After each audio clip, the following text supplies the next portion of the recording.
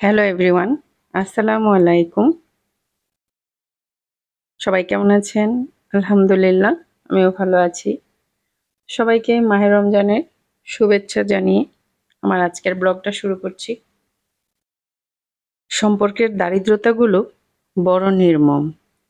যার সাথে আমার সকাল হয়, যাকে ভাবতে ভাবতে রাত পোহায়, আমার শিরা, উপশিরা, লোমকূপ, প্রতিটি রক্তের কোণায় যে মানুষটা মিশে থাকে, সে মানুষটার কোনো কিছুতেই আমি নাই। ফকিরের মতো, দরিদ্র মানুষের মতো হাপিত্যেশ করতে থাকে একবেলা দেখার জন্য। একটু ঘুম থেকে উঠে তার হ্যালো শোনার জন্য, উঠছো, ঠিক আছো? সম্পর্কের দারিদ্রতা বড় ভয়াবহ, বুঝবে না। আলহামদুলিল্লাহ, আমরা যারা ভালো আছি, আবারও বলি আলহামদুলিল্লাহ। আমার এক বোন আমাকে মেসেজটা দিয়েছেন যে আসলে ওনার হাজব্যান্ডের সাথে ওনার যে সম্পর্ক, তা আমরা যারা মেয়েরা এমন একটা সম্পর্কের মধ্যে জড়িয়ে আছি, আল্লাহ পাক আমাদেরকে আমাদের মনের দিক থেকে শক্তি দান, আর না হয় আমাদেরকে এই পরিস্থিতি থেকে বের করে দেন। তো আমার আজকে একটা অর্ডার ছিল, আমি প্রথমে বুটটা ভাজি করে নিয়েছি। তো বুটটা ভাজি করে আমি বক্সে দিয়ে দিলাম, এটা ইফতারের অর্ডার ছিল। তো বুট ভাজিটা আমি বক্সে দিয়ে এখানে আবার আলুর চপটা মাখানো হয়ে গেছে।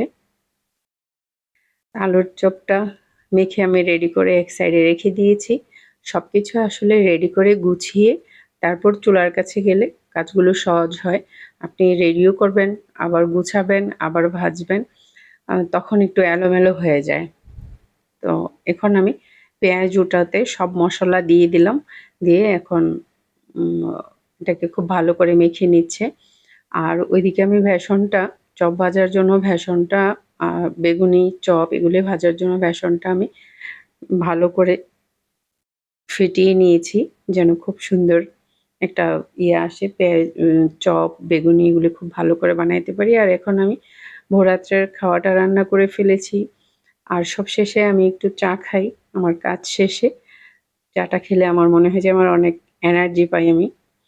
তো এখানে আমি একটা পরোটা ভেজে নিচ্ছি আর চাটা আরেক চুলায় বসিয়ে দিয়েছি। তো এই ফ্রোজেন পরোটাগুলো একটা ঢাকনা দিয়ে একটু ঢেকে চুলার আঁচটা একটু কমিয়ে দিলে খুব সুন্দর হয়, দুনো পিঠ একদম মচমচে। যা অনেকে এই ফ্রোজেন পরোটাটা ভাজতে পারে না, যে কেমন যেন একটু তেল তেল ভাব থাকে, আবার একটু তেন ইয়ে থাকে।